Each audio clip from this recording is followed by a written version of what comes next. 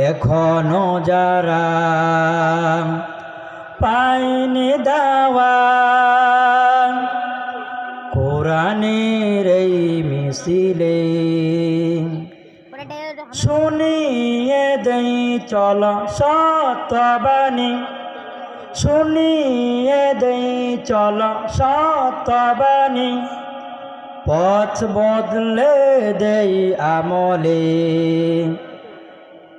বলে দেই বুকে টেনে জান্নাতে একা আমি যাব না তো ভাই তোমাকেও জান্নাতে দলে নিতে চাই জান্নাতে একা আমি যাব না তো ভাই তোমাকেও জান্নাতে দলে নিতে চাই।